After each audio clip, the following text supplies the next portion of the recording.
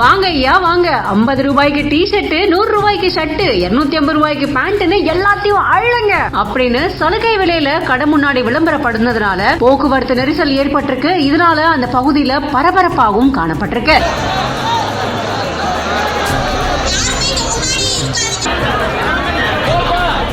ஈரோடு தலைமை தபால் நிலையம் பக்கத்துல இருக்கிற சென்ட்ரல் தியேட்டர் சாலை சந்திப்புல செயல்பட்டு வந்துகிட்டு இருக்கிற தனியாருக்கு சொந்தமான துணி கடையில சலுகை விலையில ஜவுளி துணிகள் விற்பனை செய்யறதா விளம்பரம் ஒண்ணு வெளியிட்டு இருந்தாங்க. குறிப்பா டி ஷர்ட் 50 ரூபாய்க்கும், ஷர்ட் 100 ரூபாய்க்கும், பேண்ட் 250 ரூபாய்க்கும் அப்படின்னு பல சலுகைகளை அறிவிச்சிருந்ததா சொல்லப்படுது. இதை பார்த்த இளைஞர்கள் காலையில இருந்து கடைக்கு முன்னாடி குவிய ஆரம்பிச்சிட்டாங்க. உடனே கடை திறக்கப்பட்டதும் கடைக்குள்ள போக இளைஞர்கள் போட்டி போட்டுக்கிட்டு நுழைஞ்சதால அவங்களுக்குள்ள தள்ளுமுள்ளும் ஏற்பட்டிருக்கு. இது மட்டும் இல்லாம சாலைகள்ல ஏராளமான இளைஞர் குவிஞ்சதுனால அந்த பகுதி முழுதுமே கடும் போக்குவரத்து நெரிசல் ஏற்பட்டு வாகன ஓட்டிகள் எல்லாம் கடும் அவதிக்குள்ளாகி இருக்காங்க. இதை தொடர்ந்து சம்பவம் பத்தி தகவல் தெரிஞ்சுக்கிட்ட டவுன் டிஎஸ்பி முத்துக்குமரன் தலைமையிலான போலீசார் கடை முன்னாடி குவிஞ்சு இளைஞர்களை சீர்படுத்தி போக்குவரத்தையும் சரி செஞ்சிருக்காங்க. அப்போ ஜவுளி துணிகளை விற்பனை செய்யறதுக்காக பல கவர்ச்சிகர விளம்பரங்களை செய்யும் துணிக்கடை உரிமையாளர்கள் அங்க வர கூட்டத்தை முறைப்படுத்தி பொதுமக்களுக்கு இடையூறு ஏற்படாத வகையில எந்தவித நடவடிக்கையும் எடுக்கிறதில்ல அப்படின்னு பொதுமக்களும் சமூக ஆர்வலர்களும் குற்றச்சாட்டை வச்சிருக்காங்க. குப்பைய கிளற கிளற கண்ண கூசும் அளவுக்கு மின்னிய பொக்கிஷம். இரவோடு இரவா குப்பைக்குள் மறைந்திருந்த வைரத்தை கொண்டு வந்த பல கைகள்.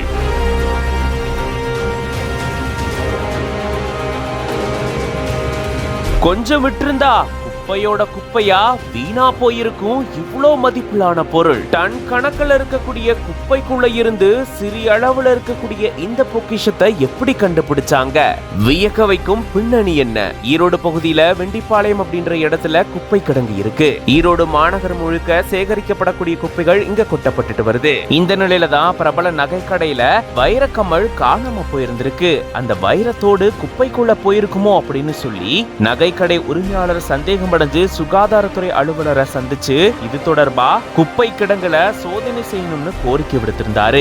அதன்படி தூய்மை பணியாளர்கள் மற்றும் கடை ஊழியர்கள் குப்பை கிடங்குல போய் தேட ஆரம்பிச்சிருந்திருக்காங்க. டன் கணக்குல குவிக்கப்பட்டிருக்கக்கூடிய இந்த குப்பை கிடங்குக்குள்ள சிறிய அளவிலான வைரத்தோட தேடி கண்டுபிடிக்கிறது அப்படின்றது சாதாரணமான விஷயம் இல்ல. இந்த சூழல்ல தான் ரொம்ப நேரம் போராடி தூய்மை பணியாளர்கள் மற்றும் கடை ஊழியர்கள் அந்த வைரத்தோட கண்டுபிடிச்சிருந்திருக்காங்க. இதனுடைய மதிப்பு கிட்டத்தட்ட 18,000 ரூபாய் அப்படின்னு சொல்லப்படுது. இதை பத்தி நீங்க என்ன நினைக்கிறீங்க அப்படின்றத கமெண்ட்ஸ்ல சொல்லுங்க. மேலும் பல செய்திகளுக்கு பிஹைண்ட் வுட்ஸ் சேனலை ஃபாலோ பண்ணிக்கோங்க.